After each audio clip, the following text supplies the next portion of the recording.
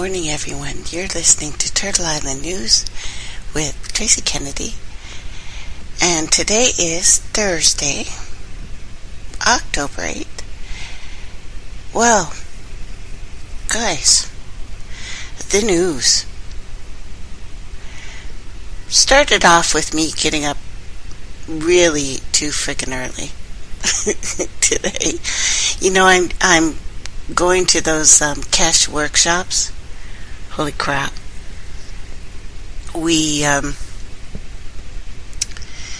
Wow. What did I say about that?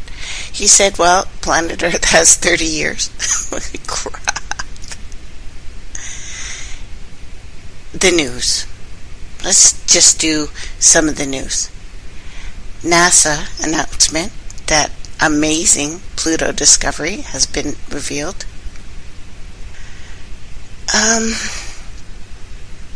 It's alive. How alive it is, we'll have to wait to see. But it's alive sounds to me like they found some life. Will they tell us the truth about it? Doubting it. How about you guys? Another horrific report.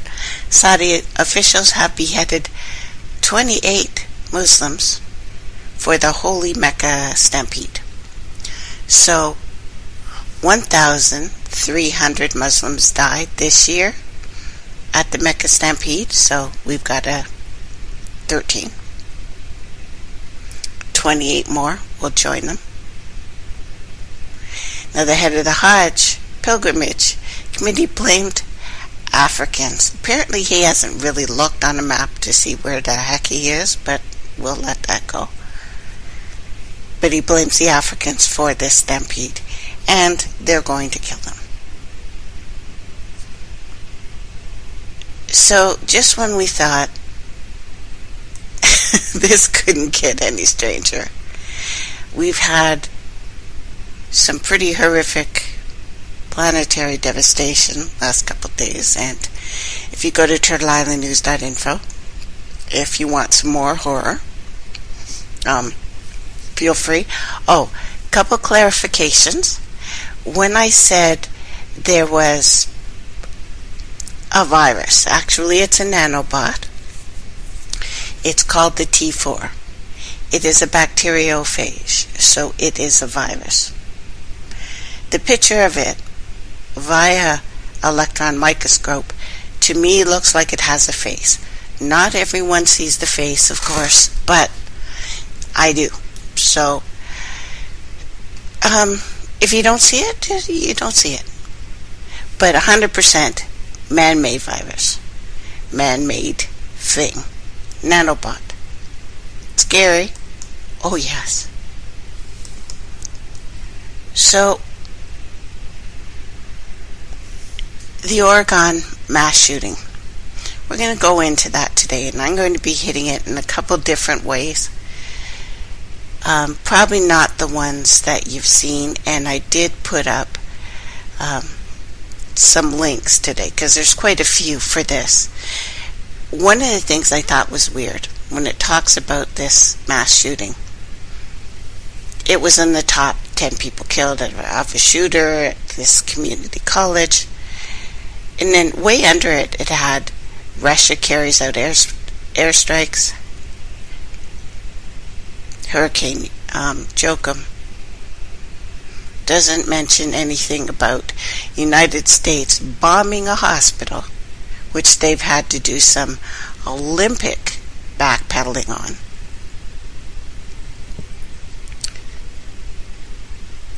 We need to talk about, well, a couple things, and I've got lots of notes, so I may be jumping around today. Welcomed in hell, embraced by the devil, these numbers that keep coming up. Details of this twisted letter left behind by an Oregon college gunman, as it's revealed that he had Asperger's and was kicked out of the Army 2008. People who went to school with this mass murderer spoke of the chilling drawings of skulls and bones and coffins that Mercer would scrawl on all of his notebooks. He is also alleged to have a manifesto with the number 666 written on it. Welcomed in hell and embraced by the devil in simple gematria equals 322. That's the skull and bones number again. So this guy did this strictly for satanic purposes. He did it to become a god in hell. He wants to be evil. That is apparently his goal, to serve Satan, a source said. We will go into these things, because the power of gematria here cannot be underestimated. But we need to talk about some specific things about him. Some specific things about what I found out about him, because it is another psychotropic drug shooter. He also takes the limitless drug that I've talked to you about, and we're going to talk about what that drug does, because I am admitting I'm taking it. I have taken it. I'm not taking it now because of its side effects, but he was again on a cocktail of things. Now, from Natural News, all the information about Christopher Mercer, the now deceased shooter, who recently killed and injured numerous victims at Oregon Community College.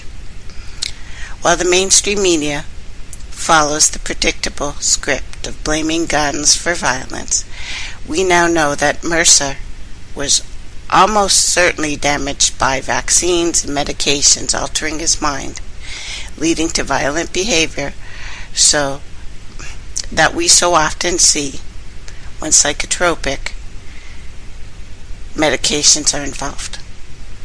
We also know that Harper was visibly vaccine damaged because he'd suffered from Asperger's syndrome and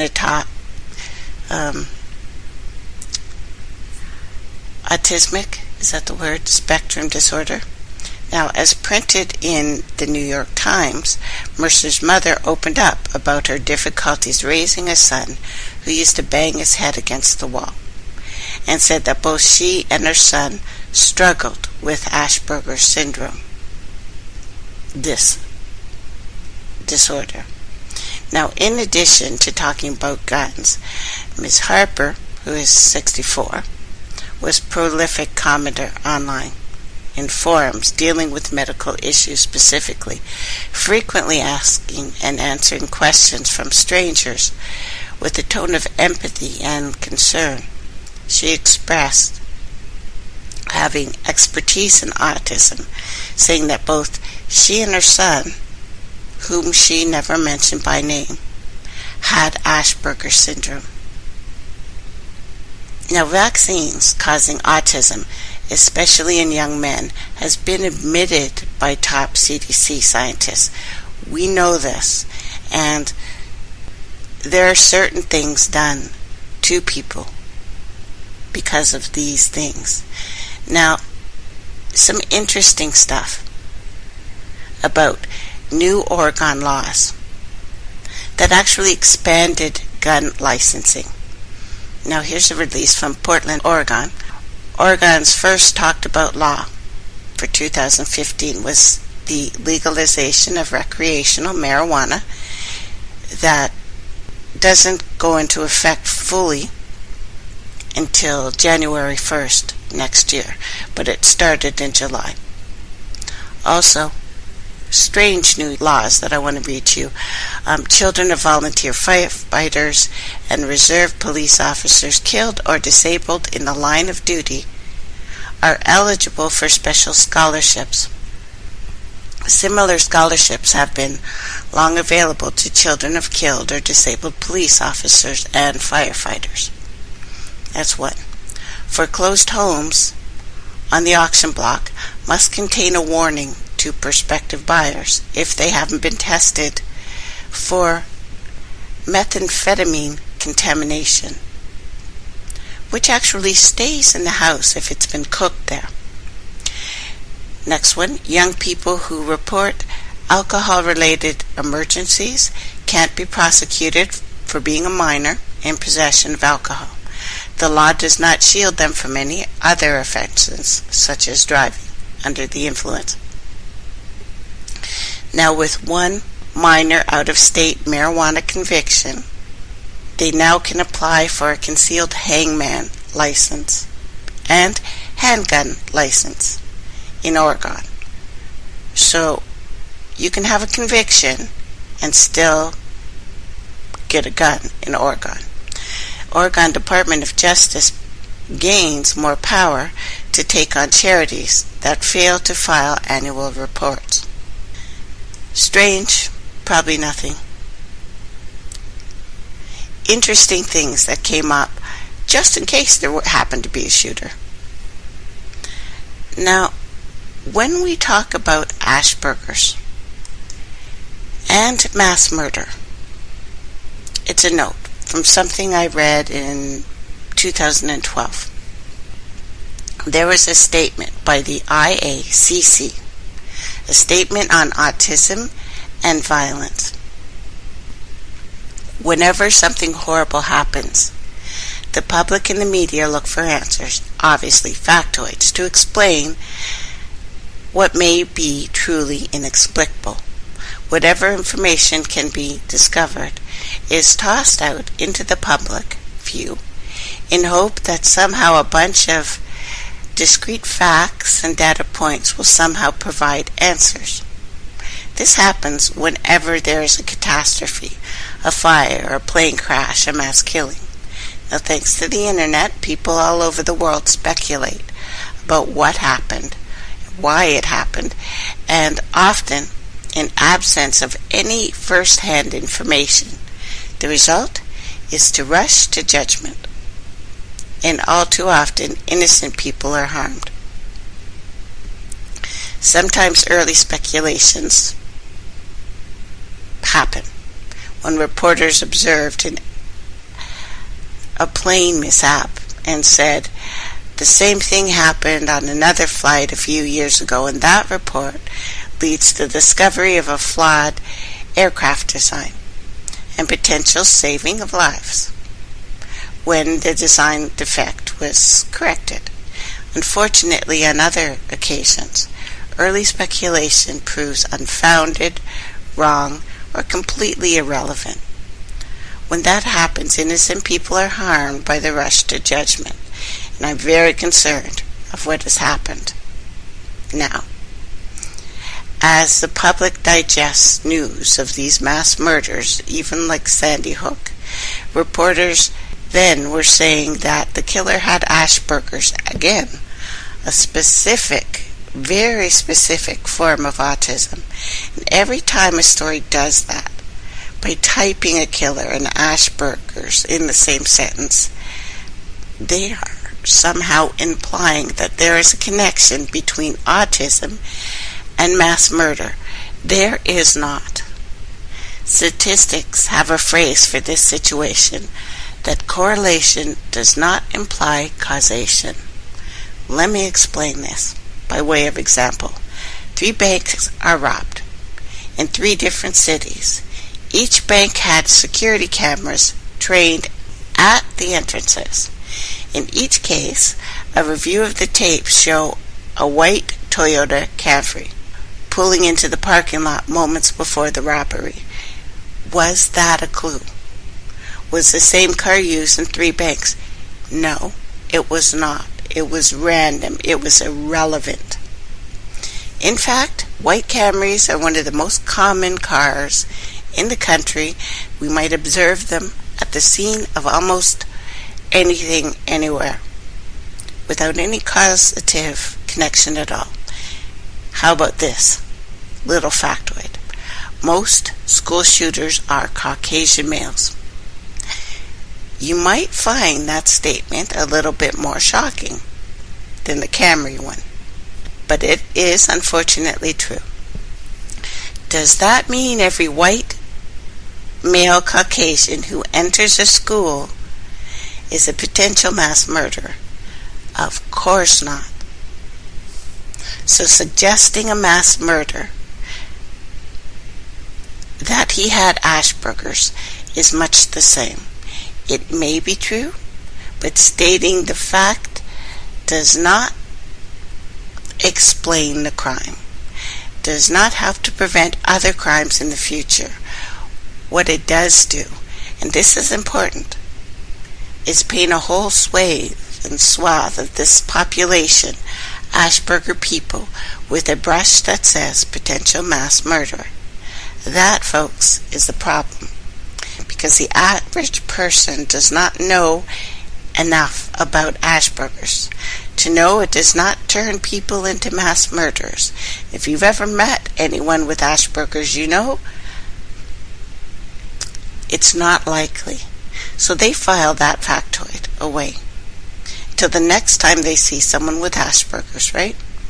Then, instead of giving him a fair shake, they treat him like a potential killer. Everyone loses. As an adult, and if you've known any adults with Asperger's who've seen enough discrimination already, they would not be happy about that. And I have an article that you can read in detail. Now, this goes back to Philadelphia again, because Philadelphia is the Beta Revolution, or the Beta Rebellion, because this has happened.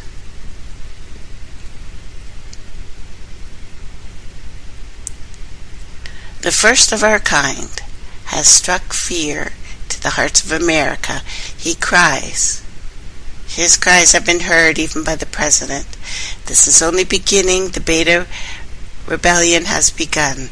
Soon, one of our brothers will take up arms and become martyrs in this revolution. On October 5th, a fellow robot will take up arms against a university near Philadelphia. This is written before this happened, and you can see a picture of it in images. He cries. His cries will be heard. The victims will cower in fear. The strength of the Union will decay a little more.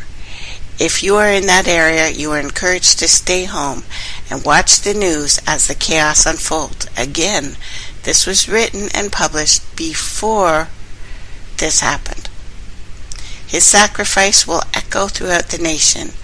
I plead to thee, brothers, we only have one chance, one spark for our revolution. The United States will soon condemn us to a status quo forever.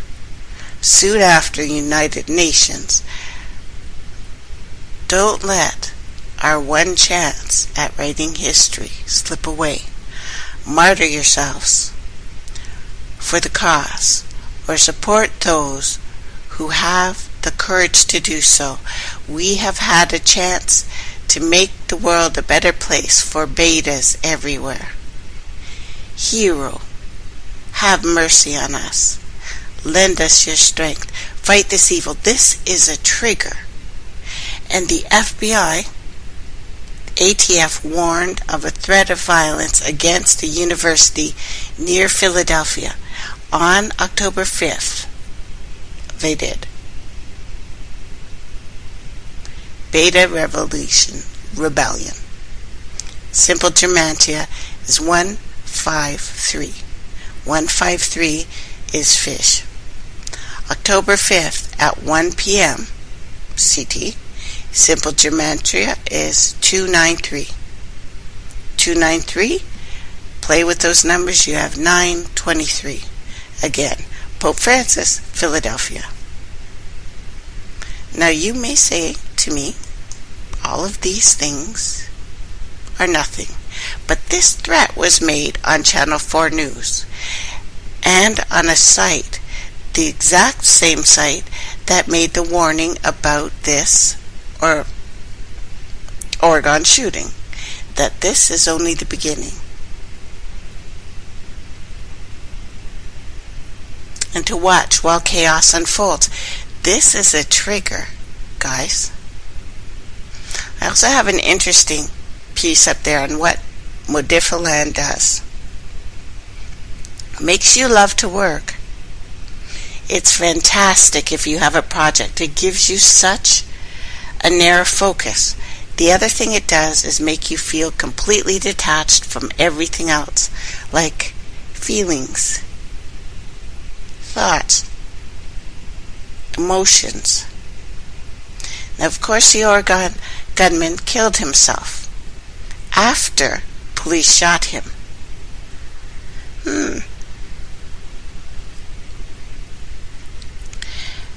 And there are so many troubling signs about this, that this is yet another false flag. And a sinister warning on a website the night before the massacre, and I have a link to that. Now, Chris Harper Mercer goes by the internet name Lithium Love. Love Lithium. In the application of CIA, MKUltra Monarch multiple personality disordered drug applications, chlorpromazine is sometimes given by therapists to help alter or alters cope with the nausea and the vomiting that triggered responses give you. Most of the MKUltra beings that we have spoken of and spoken to for the last little while always say during the switch or while they're being programming, there is a lot of nausea. A lot of it. He was on that. Most officers will not be programmed or will be programmed not to accept drugs except from their master. Lithium suppresses alter switching in some systems. Harper Mercer says that his spiritual passion and interest was magic and the occult. The signature again of Crowleyan, Enochian, so Nephilim, sex magic. And when a guy says to you that he's spiritual, not religious, keep in the back of your head, Satan too is a spirit. He would probably say he's spiritual too. But this young man, heavily programmed and ready to go, followed the left-hand path. Mercer, like his idol, the Black Manchurian candidate, Vester Lee Flanagan III, had been indoctrinated in this Crowleyan, Aleister Crowley stuff. Now, Harper Mercer is yet another MPD, sleeper agent, hapless, mentally challenged CIA, black, well, he's mixed, light skinned, but enough that it probably scares people who don't like black people. He's a Manchurian candidate that says that he was receiving mysterious spiritual light and guidance. Does that mean the man heard voices? From the research I've done in the last week or so, and I told you I was working on this, most people with Asperger's do not hear voices. Although, we do have a tendency to drug our mystics to death. So was he gifted? We'll never know. But in other words, he was led by an angelic, a fallen angel, a hierarchy. Which angelic hierarchy? He posted a direct link to the ancient alien mystery, the rise of the Anunnaki, from the UFO at the Disclosure Movie Network, Roseburg, Oregon. Mpaka Community College is also very significant. It is a Masonic clue. It is a symbol directly connected to the occult and the fallen angels, the Anunnaki specifically.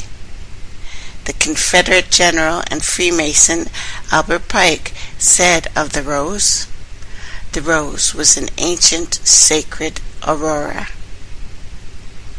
and the sun. It is a symbol of the dawn, of the resurrection of light, and of the renewal of life. Therefore, of the dawn of the first day, and more particularly of the resurrection, and the cross and the rose together are therefore a hieroglyphic to read. The dawn of the eternal light, which all nations have hoped for by the advent of the Redeemer.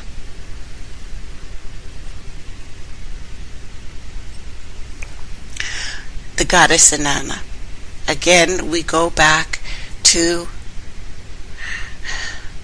the queen of the earth, queen of the heavens, Inanna, or Lulawa of the Anunnaki. Was a senior, what do we call her? Goddess to the matrilineal house of dragons. Her sons, by Cain, were Atun and Hanok, better known as Etan and Enoch. Sumerian records relate the king of Atun, of Kish, partook of the plant of life in order to father his son, King Bali. The plant of life was directly associated with longevity and the kingship, or the Cainship. The plant of life is the star of fire. Now, starfire, because you've probably heard this a lot. It's something that's coming up a lot on Facebook. Starfire is associated with feeding the pineal gland, producing hormonal secretions. The early starfire, just to recap, was not anything to do with a high priestess. It's strictly Anunnaki. The female essence, which is called the nectar of the supreme excellence. The Anunnaki flower, or the lily, was held to be the cup bearer. The cup bearer is the Grail lore. Became the bearer of the Grail. The Grail was the Rosicrucians, which represented the starfire of the womb, the cup of waters, and the cupbearer, the transmission of rich food, as they put it, was called the Rose of Sharon. And this becomes an old Sumerian word, Shar, comes from that, which means orbit, and on, which is related to light, the orbit of light. She was the rose of the orbit of light. The significance is, in fact, venerated even in the Bible. In Solomon, lilies and roses were the brides for the Messianic kings. I am the rose of Sharon. I am the lily of the valley. She is the bride of the starfire. The Anunnaki have generally become, or claim to be, the satanic fallen angels of biblical text. The secret spiritual light and the guidance behind the Alpha, Tau, Omega, the Order of 1865, the secret doctrine of Cainship, of the Knights Templar, and the Knights of Malta. Again, I have a picture with the classic stupid smirk of an MK Ultra mind-controlled black Manchurian candidate up there for you, for your viewing pleasure. So here's the kicker. That should knock your socks off. Harper Mercer's internet profile name is the Iron Cross 45. The Iron Cross is a variant of the cross patty. The cross patty is associated with variant crosses of Knights Templar, Teutonic Knights, the Knights of Malta. The 45 symbolizes the fall of Nazi Germany in 1945, the rise in the underground, and its change of venue to America. Mpaka Community College Massacre is yet another new Centurion Brotherhood false flag operation.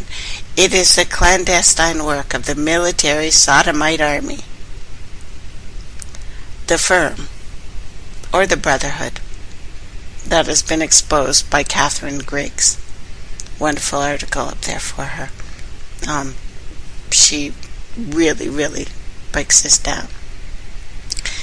Now, the Cane Ship in the Rise of the Devil in Birmingham. People of Jefferson County, Alabama, you shall serve the Queen Bee. It has been more than 4 years since the black U.S. veteran John Gregory Jr. Do you remember that? John Gregory Jr. passed to the other side on Thursday, August 18, 2011, from medical complications resulting from a torturous medical treatment at the U.S. Veterans Administration in Birmingham. After almost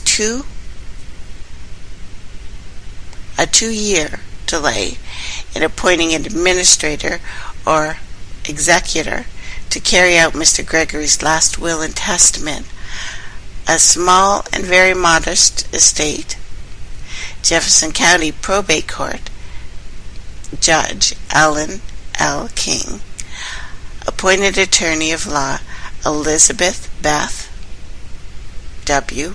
McElroy as Jefferson County's public administrator for Gregory Estate on May 22, 2013.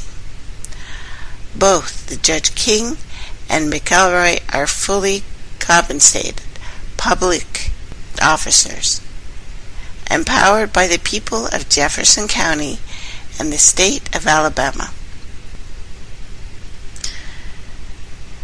The descendants' real property consists of only 4 semi-rural resident properties and 4 small vacant lots in traditionally black section of Pratt City, Birmingham. Mr. Gregory built the 2-bedroom house with his own hands decades ago. He left a small, modest checking and saving account. There were no stocks, there were no bonds, there are no 401s. There are no will contestants because the probate court, this judge, Alan King, denied probating his last will and testament. Now, for over 2 years, with the heart and the cold blood of a snake, McElroy refused to carry out her duties to Mr. McGregory's family, clearly mandated by the probate code, the county law, the state and federal constitution, the equality of cold blood. Well, equally of cold blood, this judge, Judge King, demands the family serve the whims of McElroy, demand the money from the heirs. It isn't so clear that their refusal to serve Mr. Gregory's family with basic human dignity in the loss of a loved one, as citizens endowed with rights and privileges and immunities of a county and the state, is part of Birmingham's tradition of radical racial hatred, of course, intolerance and violence. However, There is now absolutely no legal or human justification for King and McElroy to continually hold the Gregory's estate in a state of indefinite abeyance for 5 years without concluding that there exists a new and vile wickedness, evil personified, seething in the open, in the public domain. This is not conspiracy theory here. This is not a rabbit hole. This is a matter of public record. It has become the left-hand path of this government. It's as if the devil himself is holding court. Now, for more than a generation, the state of Alabama and the city of Birmingham has been like any other county, a law and nation unto itself, fighting the Civil War and the U.S. Constitution. Together, they have shocked and rocked the nation and the world with its radical racial extermination and its tolerance for man's inhumanity to men during the 20th century. The late Harrison Salisbury was very seasoned and a curious, well, he was actually pretty courageous, I have to say, Pulitzer Prize-winning correspondent for the New York Times, who roamed some of the world's most dangerous places and man's most bloody conflicts of the 20th century, such as the Nazi invasion and the siege of Leningrad. In 1960, New York City Times sent Salzburg to Birmingham to report what was going on in the ground, and like a war correspondent, he sent back a dispatch from the city that must have startled the nation. In the Times front page entitled "Fear and Hatred Grip Birmingham," he said, "Every channel of communication, every medium of mutual interest, every reasoned approach, every inch of middle ground has been fragmented by an emotional, dynamic racism enforced by the whip and the razor and the gun and the bomb and the torch and the club and the knife and the mob and the police and the many branches of the state apparatus. Like something out of a terror and hell of war zone." I have a picture of this little girl who survived a bomb blast that shocked America and was heard over this planet. September 15th, 1963, the club, the mob, and the police, and many branches of the state's apparatus still at war against itself and all fellow human beings, non-violent citizens, children alike. On that Sunday morning, a bomb was planted under the steps of the 16th Street Baptist Church in Birmingham. Do you remember that? We've talked about Birmingham before. Now, the bomb injured many, slaughtered 4 Sunday school children. For a moment that made the earth stand still. Monday, September 16th, 1963, a young Alabama lawyer named Charles Morgan, Jr., a white man with a young family, Southerner by heart and heritage, stood up at a lunch meeting of a racially segregated Birmingham Young Men's Business Club. He said 4 little girls were killed in Birmingham yesterday. A mad, remorseful, worried community asked, who did it? Who threw the bomb? Was it Negro or white? The answer should have been, we all did it. Every last one of us is condemned for that crime and that bombing. Before it, and a decade ago, we all did it.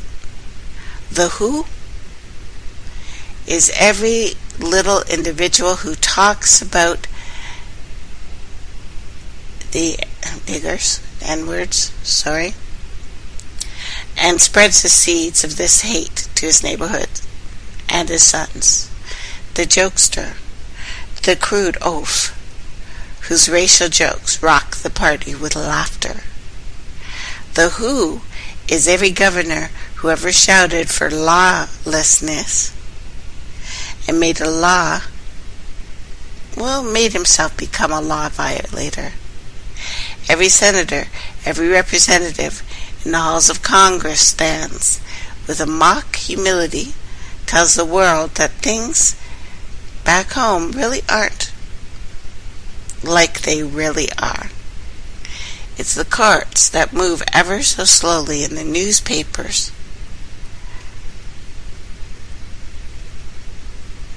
that completely defend this law.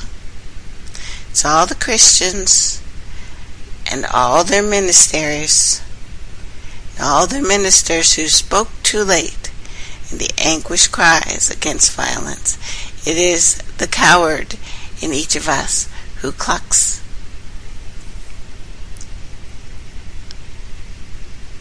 and sits. We have 10 years of lawless preachments, 10 years of criticism of law, of courts, of our fellow man, a decade of telling school children the opposite of what civics books say. We are a mass of intolerance and bigotry, and stand indicated before our young. We are cursed by the failure of each of us to accept responsibility, by the defense of an already dead institution.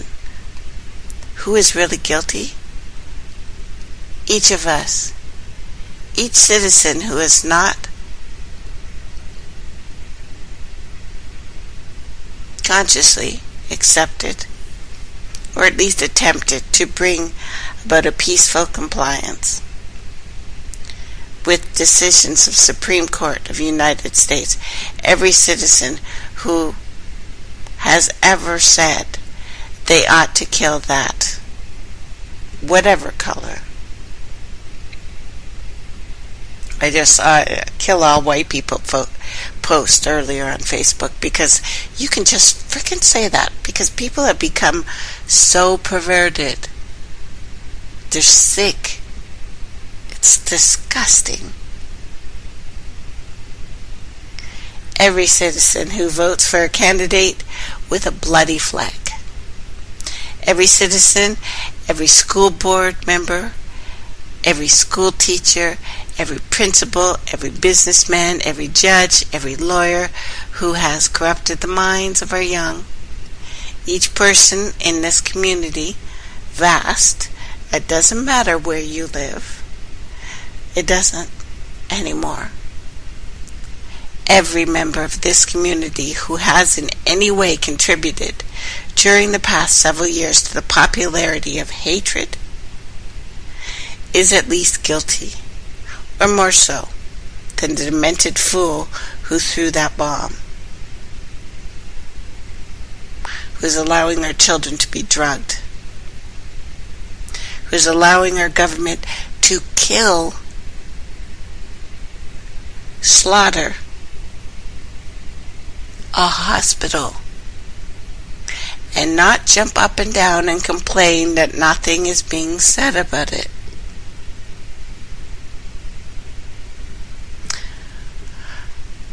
What's it like living in Birmingham?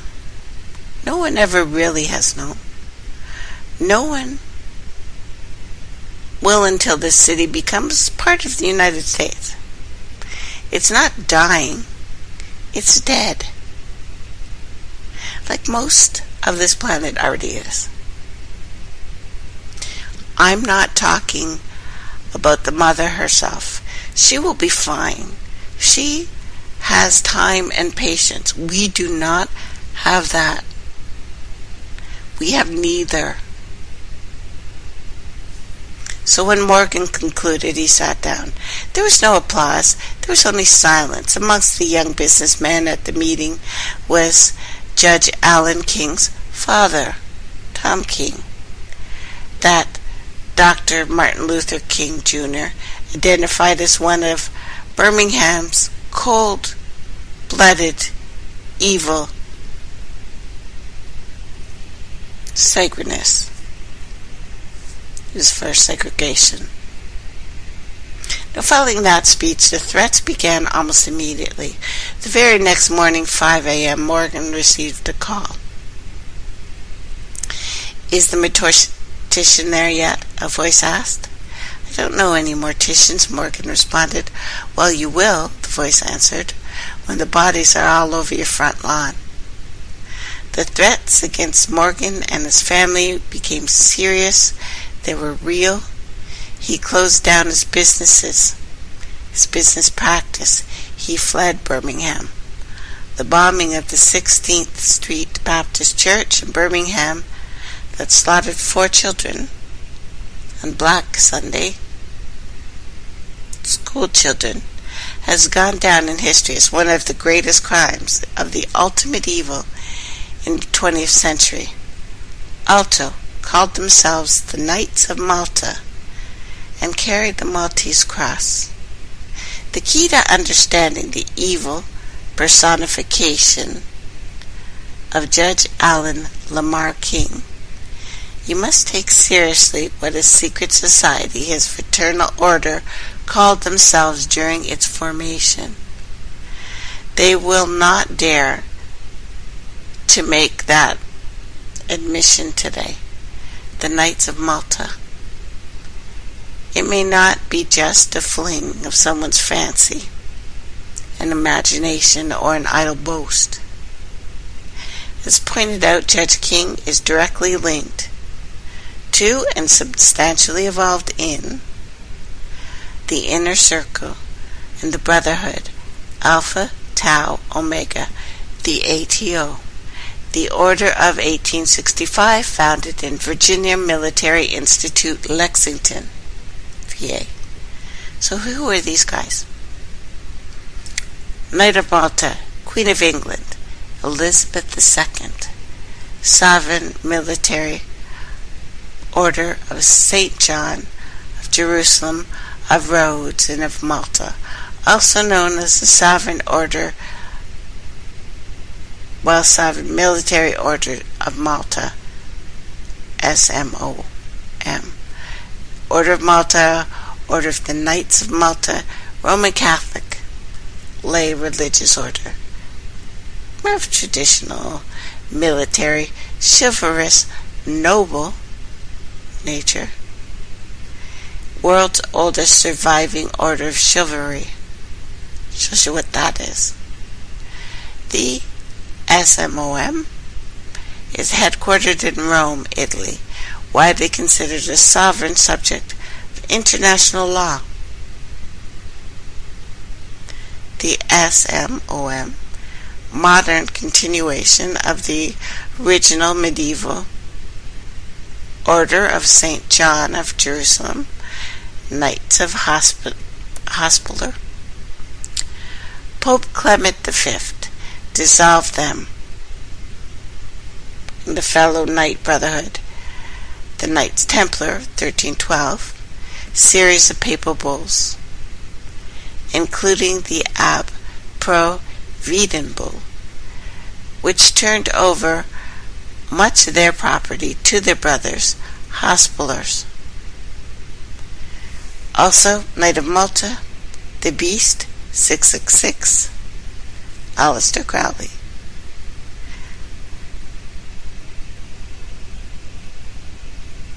SMON, they are the most powerful group known to man. These are the guys you don't hear of.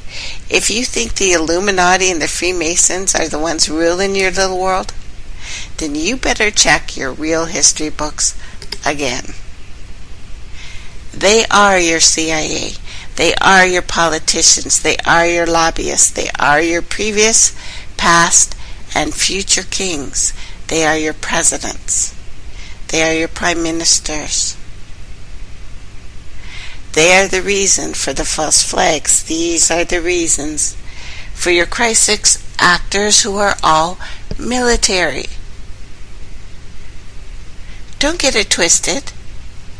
Virginia Military Institute, that founded Alpha Tau Omega, was a full-fledged war college. At the outbreak of the Great Civil War, VMI cadet troops trained recruits for the Confederate Army in the Richmond area. The corps was later reconstituted at the Institute to supply officers for the Confederacy. Do you think they'd have any problems training a mixed boy? We're going to take a little break. Buckle up. We're going to dive in deep today. You're listening to Turtle Island News. Change will come to those. Change will come to those. Have no fear. Have no fear.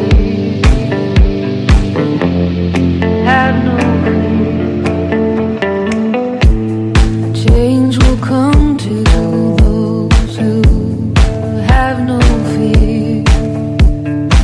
But I'm not her, you never were the kind who cared to hold both me.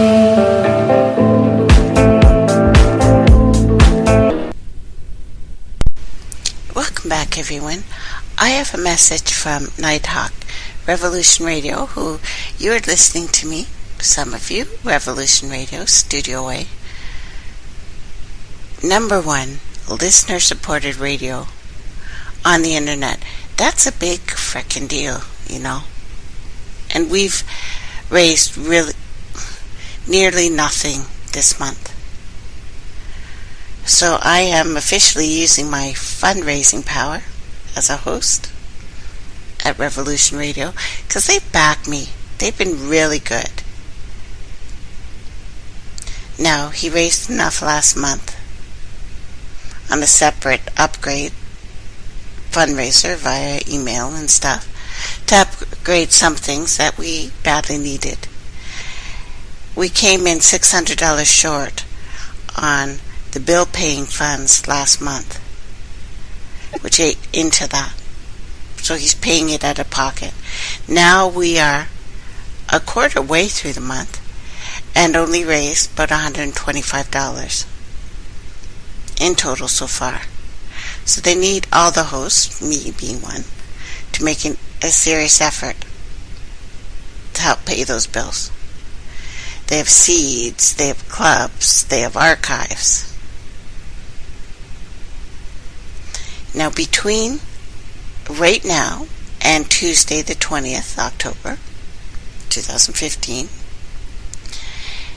any $50 donation received during a live show, like now for instance, that says Silver Rush and includes my name, so Tracey Kennedy, or Tracy, they'll know, Tracy, Turtle Island News, they'll know, will receive an ounce of bar silver. Now that's for American donors only, so it's important that the donor needs to include their postal address and details in the note section of the donation. Again, U.S. donors only. A $75 donation during a live show that says ball cap, which is rude, but you should especially put that down for me, and includes my name, Tracy, will receive a Revolution Radio ball cap. And they're pretty funky. You know how kids like hats now. It's important that I mention that the donor need to include their postal address. All those details in the notes section of the donation. And again, U.S. donors only. Because we need your help. If you want to keep us going there. I am not a big fan of begging for money, of course. But you guys keep us going. We're all doing this for free and pleasure. I do it for pleasure. This is fun. It gives me a chance to vent. Obviously, I'm venting today. But I want to read you something from Charles Dickens, because it's very appropriate for now. And he's one of my favorite authors.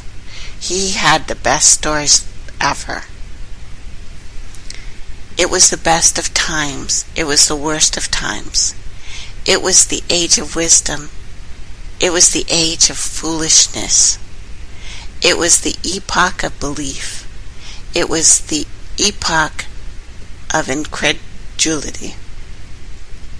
It was the season of light. It was the season of darkness. It was the spring of hope. It was the winter of despair. We had everything before us. We had nothing before us. We were all going direct to heaven. We were all going direct the other way. In short, the period was so far like the present period that none of its noisiest authorities insisted on its being received for good or for evil, in the superlative degree of comparison only. Whoop, there it is. Here we are. We stand together. We're taken down as a family.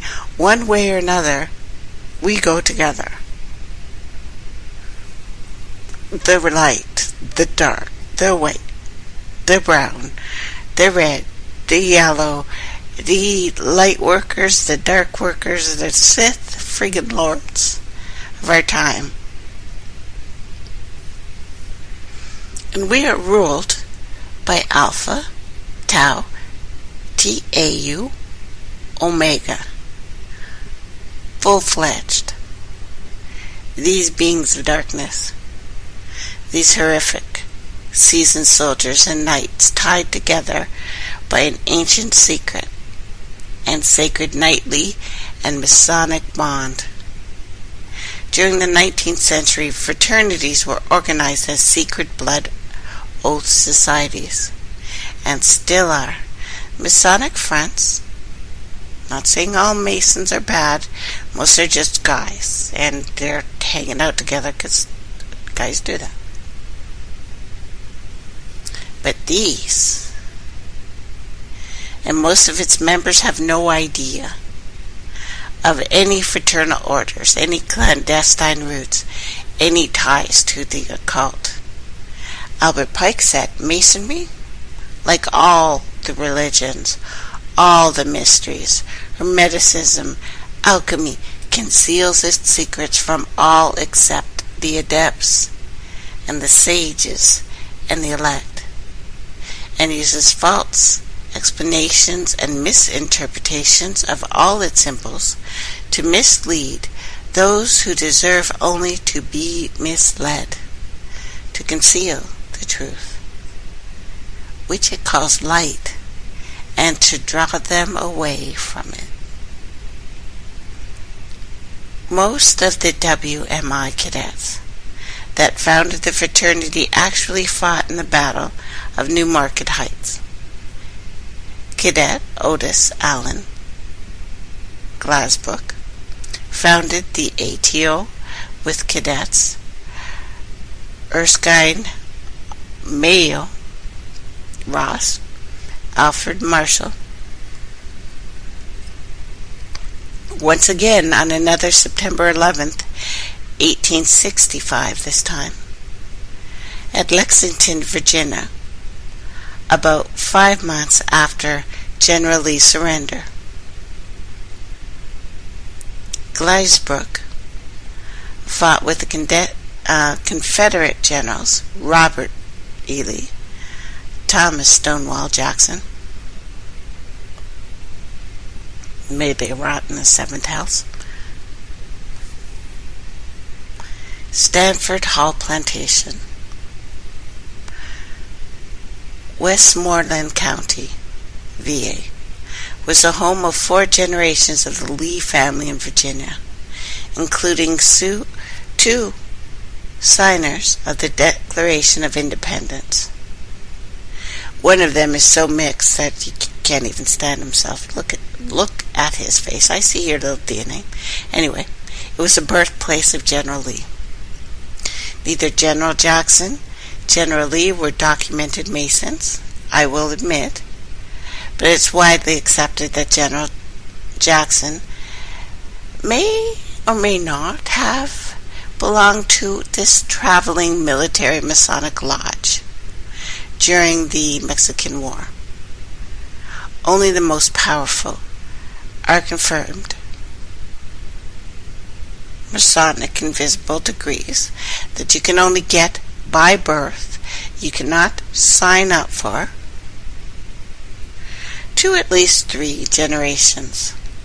Illuminati family, connected bloodlines. And by the way, the invasion going on in Europe, and that is an invasion. Why is no one mentioning it's mostly males coming up there? Why is it all guys? And they're pretty buff. Daddy's packing. She says to herself questioningly. So back to General Lee. Would certainly qualify under the category to be a member of Illuminati by birth. General Grant's images on my site, of course. Hidden hand symbols that he had been an invisible knight of this order. Grant's hand symbol, similar to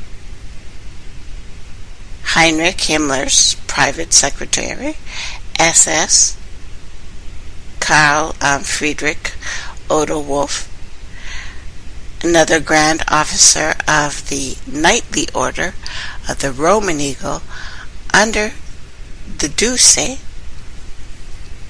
Benito Mussolini. This group does not have a country. Just what I'm saying. It's not in a country. We are all under this.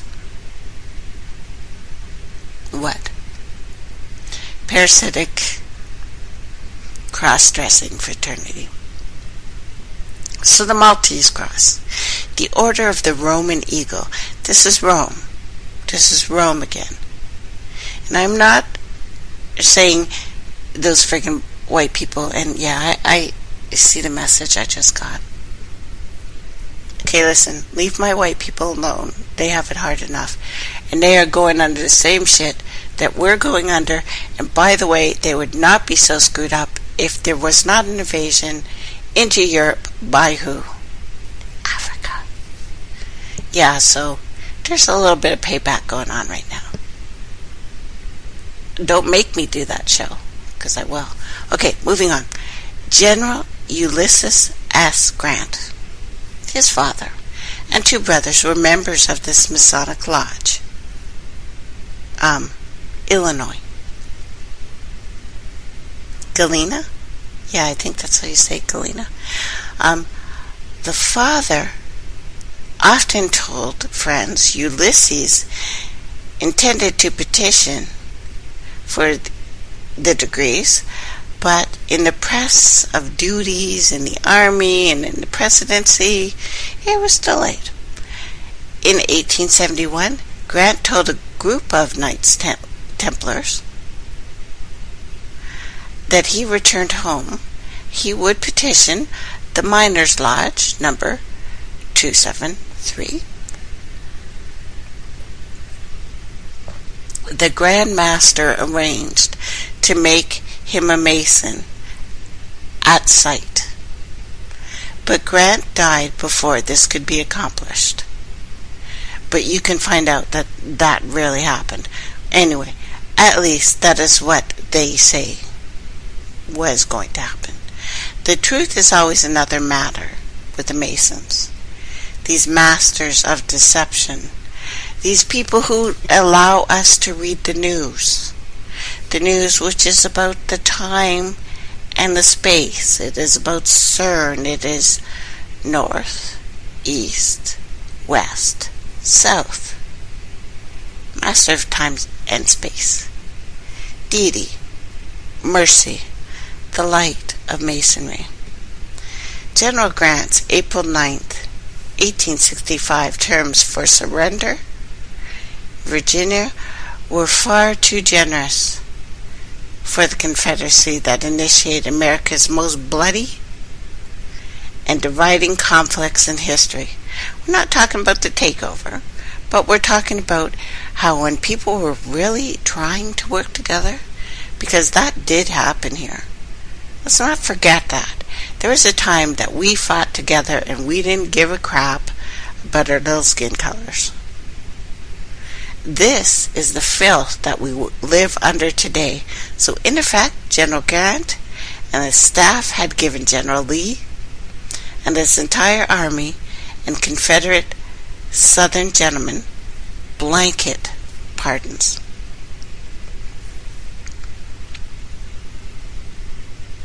At the Appomattox Courtyard Complex,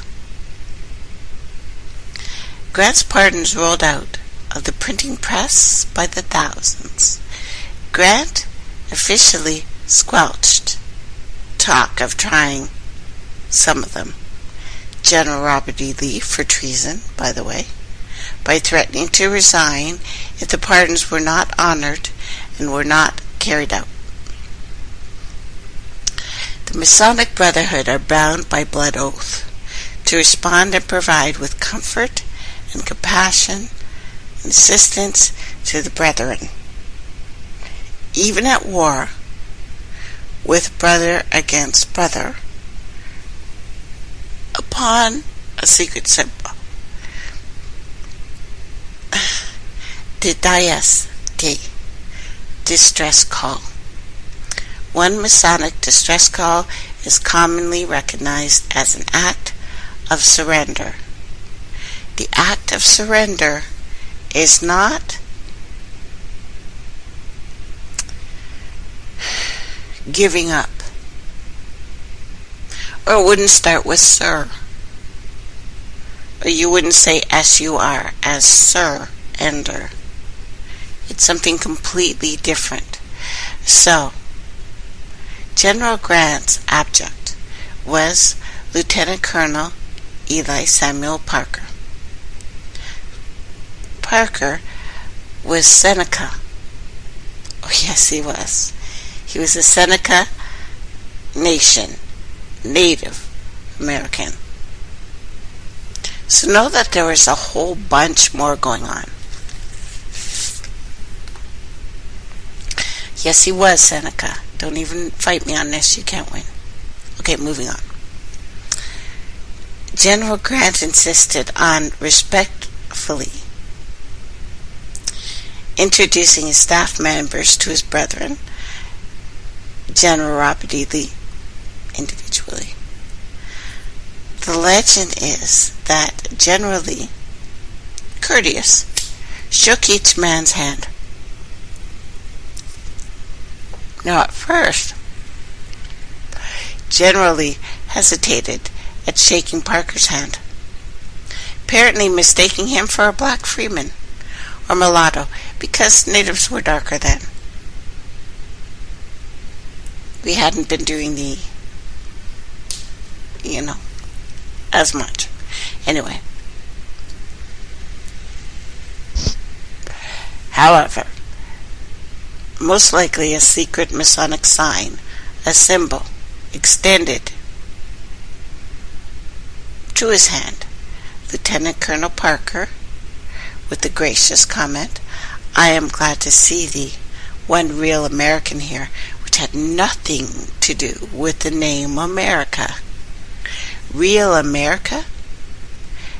General Lee's response to Colonel Parker was secretly a Masonic recognition, Masons believe Native Americans were amongst the most ancient Masonic brethren.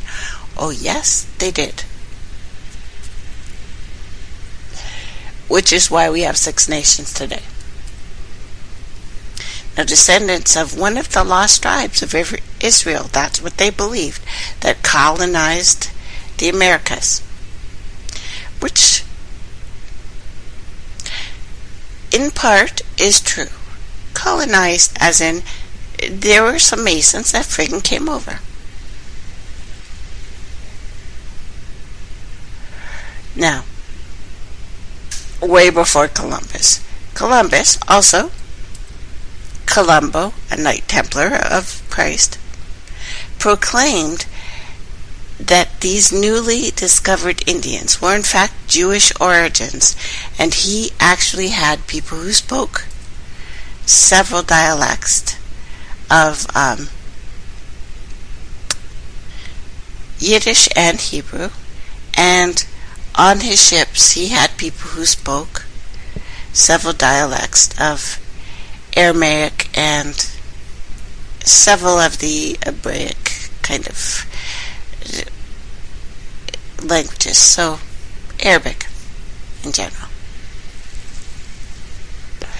Columbus even suggested that Spain could recruit their bodies and their wealth to assist the Europeans in the final crusade to crush Islam, to reclaim Jerusalem.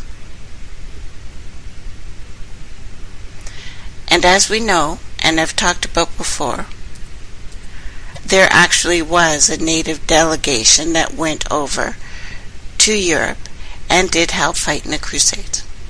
Another story. It took a long time, but it happened. Now, according to Mormon, so Masonic theology, Indians also were the lost tribe of Israel. Israel in the old term for it, which meant the first island. It's closer to what Al-Kebulan, being Africa, means, the motherland, land of the mother. Now Columbus, by the light of the fallen angels, greeting, and the shaking of hands with certain Native American representatives at one of the members of the lost tribes of Israel, is documented as a secret rite of Alpha Tau Omega, the Order of 1865. It's in there. Now, since at least 1857, the entire Civil War, Lieutenant Colonel Parker had been a close friend, a mentor, and an advisor of General Grant from Galena, Illinois. Parker was the grandson of Red Jacket, nephew of Hanson Lake, competing leaders of New York's Seneca Nation.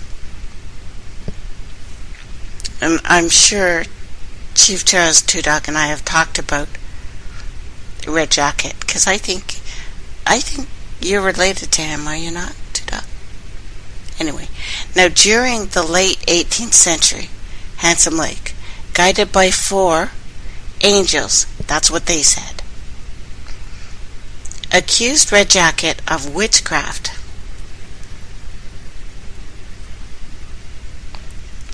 And Red Jacket accused Handsome Lake of manufacturing visions. They were both led by an angelic hierarchy of the Masons, most likely these ancient biblical Anunnaki. Red Jacket had been a British military lodge Freemason. He was conferred a British redcoat during the Revolutionary War. In secret, Knight Templar, Masonic esoteric cosmology. He was guided by angelic beings, satanic fallen angels, if you will. Red Jacket had also been a close friend of Master Mason, President George Washington. He often wore a large prized medallion on his neck that President Washington gave to him to commemorate their friendship. And oh yes, I have pictures. Now this is not actually Lieutenant Colonel Parker. It's an example of a 19th century Knight Templar uniform, a sash, an apron. Now Lieutenant Colonel Parker was a master mason and the Grecian Grand Orator of the Lodge of Illinois. Parker was one of the founders of Miners' Lodge number 273 in Galena. He had set the lodge's cornerstone himself. Yeah, it was set by a Seneca. On December 27th, 1859, the lodge celebrated a grand ball, actually called the Ballon, St. John the Evangelist Day. For the special affair, Eli S. Parker was clothed in the uniform of a Knight Templar. Lieutenant Colonel Parker was also a Scottish Rite, York Royal Arch, Freemason, and Knight Templar. In September 1859, he was a high priest and one of the founding charter members of Joe Davis Charter of Royal Ark Number 5, Illinois Northern Jurisdiction. Manly P. Hall said, "Freemasonry is a fraternity within a fraternity, an outer organization concealing an inner brotherhood of the elect. It is necessary to establish the existence of these two separate and yet interdependent orders, one visible, the other invisible.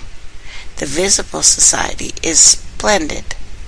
It is a camaraderie of free and accepted men, enjoined to devote themselves to ethical, educational, fraternal, patriotic, humanitarian concerns. The invisible society is a secret and most august, defined as majestic dignity, grandeur. Fraternity whose members are dedicated to the service of mysterious Akuram, defined as a secret within a secret in a mystery." This is from Hall's lecture on ancient philosophy. Now, oppressive duties in the Army and the presidency were no barriers to General Grant's Masonic Lodge membership at sight. Grant was indeed an invisible inner circle Knight Templar. Master Mason conferred the highest Masonic degree from his close friend and mentor, the Masonic Inner Circle Fraternity, the Knight Templar of the High Priest and Worshipful Master of the Miners' Lodge, number 273, Colonel Parker. It was in their interest and the grand scheme, not America, never America, to conceal Ulysses S. Grant's Masonic membership. He was to become the Masons' highest elected official and Commander-in-Chief of the Armed Forces of the United States of America. Well, it wasn't United. Well, don't worry about it. So General Grant and Lieutenant Parker, that pardon, and most likely invisible Knight Templars, Masonic degrees tucked under his coattail, General Lee moved to Lexington, VA, home to the WMI, to become the patron symbol and the saint of the Confederate resistance, the Second Civil War, the forefront of the underground lost cause struggle for a far more secret high brotherhood, new order in America, Alpha Tau Omega, and the initiation rites of the Knights of the Maltese Cross. VMI cadet, Glasbrook. I have a picture. Founder of the ATO, publicly claimed that he was not a Mason, but he was. John Wilkes Booth, hidden hand symbol of Albert Pike's ultra-clandestine and violent counterintelligence and assassination wing of the Confederate Army, Knights of the Golden Circle. Illuminati General Robert E. Lee, whose ideals of chivalry and gentlemanly conduct inspires the founders of the Alpha Tau Omega, was designed and designated the spiritual founder of the order. It owes to the prestige of General Lee, the Illuminati. In the beginning, the ceremony with the members hooded and gowned in white muslin. I'm sure they call it that for a reason, as the white Muslims walk around the cube several times, saying the chant, buck naked underneath that thing, was clearly buried and borrowed from the rites of the medieval chivalry that they got from down there, not up here, not from Europe.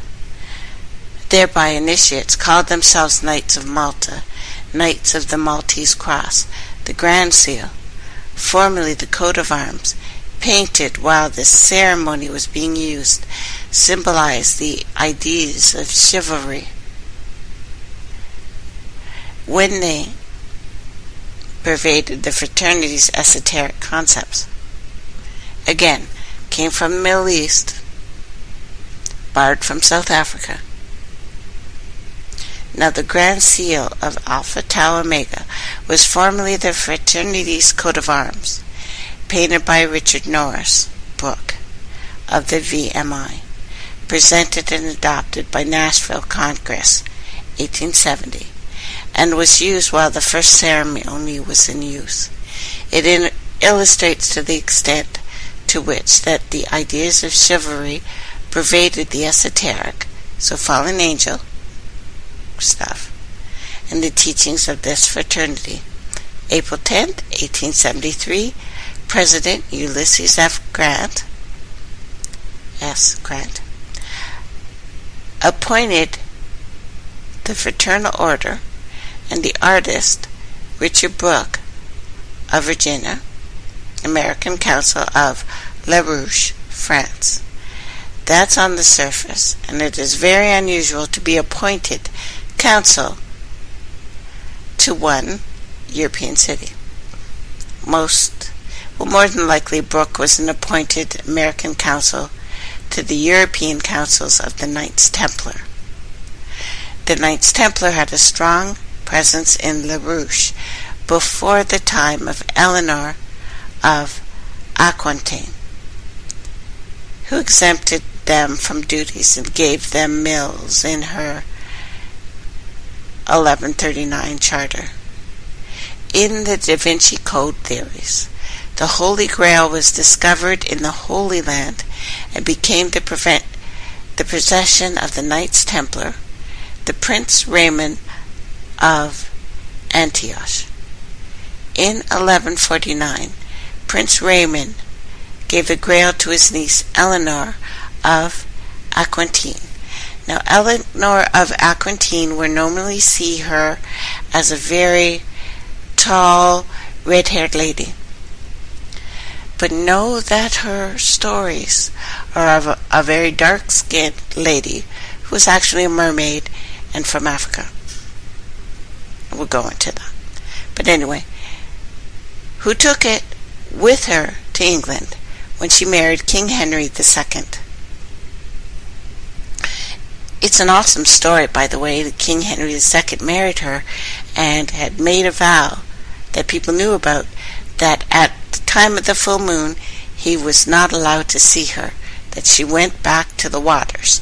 One time she did, and then later disappeared. But anyway, La Rouche was of the Templars, the largest base on the Atlantic island. and where they stationed their main fleet. From La Rochelle, they were able to act as intermediaries in the trade between England and the Mediterranean and further to Alkebulan, Africa. Popular thread of Larouchian origin with Holy Blood, Holy Grail, has it that the Templars used a fleet of 18 ships, which had brought Jacques de Molay from Cyprus to La Rochelle to escape arrest in France. The fleet allegedly left laden with knights and treasures just before the issue of a warrant of the arrest of the order in October 1307. Brooke had been one of the secretaries of the R&D, Richmond and Danville Railroad. R&D was an essential transportation link for the Confederacy through the Civil War. Richard Brooke's direct bloodline was with Robert Brooke. He was a soldier, a key operative during the American Revolutionary War. In 1794, he represented Spotsylvania, Savannah, I think they called it at the time, an English knight, Alexander, Spotswood County, in the House of Delegates. On December 1st, the same year, he was elected governor of Virginia. In 1798, he was elected Attorney General of the state. Another nephew of General George Washington, Brooke was the Grand Master of a Grand Lodge of Virginia. This we know for sure. Now, Brooke's father was James West Brooke. He was an ardent Whig. That's what he called them. He served as Virginia's Commonwealth Attorney, State Secretary of the American Party. He was elected to the Convention of 1861, signed the Ordinance of Succession, 1862. He organized and took the battlefield of the Great War. Brooke's battery of the Confederacy, which was attached to Stonewall Jackson's corp. Those guys. Now, James West Brooke, active Mason, Knight Templar, direct brother of Lieutenant Colonel Eli S. Parker. So, our brother, Seneca, and much of the pervading secret, fallen angel, esoteric teachings, knowledge of the Knight Templar, knowledge of the Knights of Malta, and Freemasons contained within Brooke's Alpha, Tau, Omega, Classic, Illustrated Maltese Cross Seal. The Brooke family had a long established history in colonial Virginia, probably prehistory of colonial Virginia, to be honest. English colonist Alexander Spotswood, as part of his Knights of the Golden Horseshoe, which they established here. Now, Spotswood, 1676, 1740, Lieutenant Colonel, British Army, noted Lieutenant Governor of Virginia, was known as a Tubal Cain of Virginia. We are the people of the Goda, clan of the Tubal Cain, and remain closed, initiatory group, aligned to the shadow mysteries within the Luciferian stream, and I do have a link to that. When a Freemason reaches the 32nd degree, the Master Mason, his code word, his password is Tubal Cain. In the Bible, Tubal Cain was the murderer from the beginning, the son of Satan. Recall that Satan was also identified as a fallen angel, Samuel,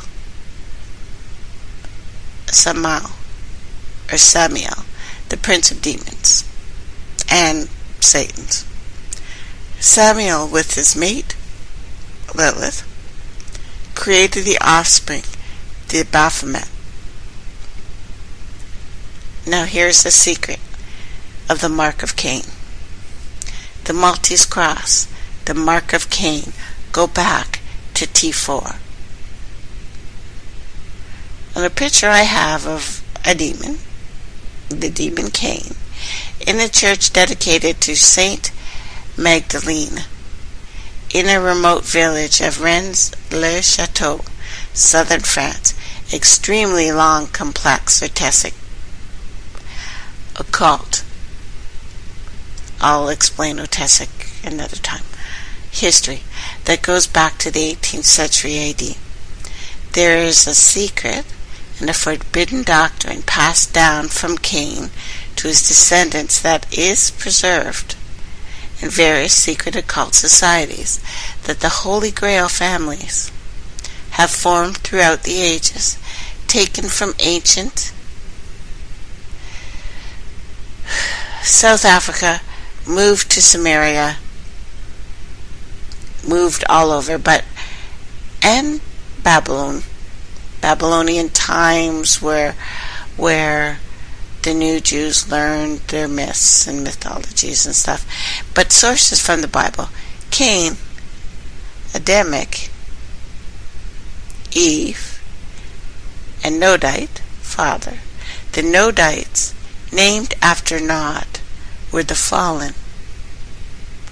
They were the Nephilim from the Bible, and the Igigi from Sumerian tablets and tales, and the Ogli, who are now the voodoo seers. The Adamics and the Nodites were constantly at war with each other. This is the stories of the keepers of the hive and the spiders, the fallen and not fallen. This is the good guy and the bad guy, the white versus black. This is the two supreme evils. Now, some believe that Cain's father was slain by the inhabitants of the garden. It suggested that the animosity that existed between Cain and Abel was because Cain's father was not Adam, but a Nodite, biblical Nephilim. Some say he was the actual serpent, but again, this for another time. It's also thought that the fallen angel, Samuel, Satan, appeared to Eve as a serpent and seduced her, or gave her the power to produce on her own. The fruit of that union, either way, was Cain. Became a king, who is why we say king, and Cain, which became queen. Samael was essentially the Judaic Lucifer. Different guys. It may be the basis of the alleged Merovingian assertion that they possess the blood of both Christ, Adam, and Lucifer. In this case, there's another story that proclaims Cain was the son of Adam and Lilith, not Eve, before Adam's first wife, Lilith, had been the consort of God before coming to earth as a fallen angel, that she would have been the queen of heaven and was with the God, the one. Now Cain murders his brother, Abel. God banished Cain to the land of Nod, east of Eden. There's also a secret and forbidden doctrine passed down from Cain to his descendants that has been preserved in various secret occult societies, that the Holy Grail families have formed throughout the ages. The mark of Cain believed to have been inflicted upon Adam's first son, is said to have been caused by a stone that fell from Lucifer's crown during the war in heaven and bounced off Cain's forehead and hit the ground and became the black goo of which we spoke. Now, according to this lore, the mark is the shape of a red dragon or serpent. The jewel from Satan's crown became the sacred relic, handed down dynasty after dynasty, father to son, eventually in the possession of King Solomon. Consistently, the secret and forbidden knowledge, particularly of the Knights Templar, link Cain to the son of Satan, Lucifer, and the mark of Cain is the Cain ship. It's symbolized as the red cross surrounded by a circle. The Knights Templar received from Pope Ignatius, 1146, is the mark of Cain as a symbol of their holy order. Also, the mark of Cain is symbolized as the red cross surrounded by the circle. Now, Alpha, Tau, Omega's Maltese cross inside a circle is similar to Albert Pike's ultra-secret Confederate Masonic Army assassin seal. The Knights of the Golden Circle, the Golden Dawn, symbolize exactly the mark of Cain, the circle with the cross inside. Fancy one. Now, Judge Alan King. Rapidly moving behind the veil to ultimate power and control in Jefferson County, he stands in the position as the chief royal official for Jefferson County. Jefferson County, with Birmingham at its hub, is the most populous area in the state. He sits in the position to affect who is elected to local, county, state office, U.S. House of Representatives, the Senate, the President in close elections. He is the chair of the Citizens Supervisory Commission. Whatever that may be beyond being the chief electoral office, it looks like he controls the county personnel, the civil council board, the emergency management department. When they finally create the Pearl Harbor to justify the disarming of the people, the official one, this Judge King, already has a plan. He has a machine under his coattail, and I'm calling it. This is a great deal of power that belongs to the people and the control and the custody of the secret brotherhood of Cain, the invisible Knights of Malta. Judge King has the wicked and cold heart of a serpent, the Luciferian agenda, to clandestinely remove and move power from the people to establish the New World Order, the beehive, the honeycomb of Cain's ship. This clandestine activity under the cloak of government is quietly taking place behind the veil across the world, especially across your nation in the States. It takes a brotherhood to allow Judge King, Jefferson County, to flaunt power reserved to the people, to stand open rebellion of the law of the land in the public domain on the backs of taxpayers. How deep is the clandestine brotherhood of Cain in Birmingham, Jefferson County, state of Alabama? The brotherhood of Cain in Alabama State Bar, August 14th, 2013. Julia Ann Roberts. The issue of the body of John Gregory Jr. filed a formal complaint against Beth McElroy with the Civil State Bar. Basically, from the lay of perspective, she complained that she hadn't been heard from McElroy, causing family stress and concern and that she appeared without authority to be opposing party the appeal of Judd King's probate order breaching the duties to the family. My long story short to this is what we are seeing in the United States, what we have just seen,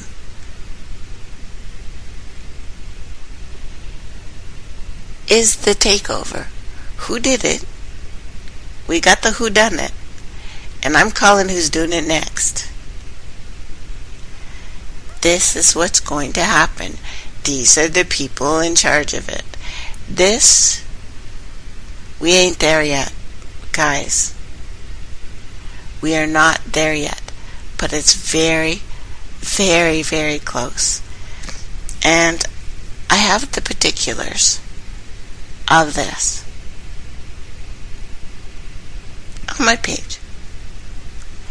Now, when we talk about false flags, now the flag is very, very real. It's absolutely real.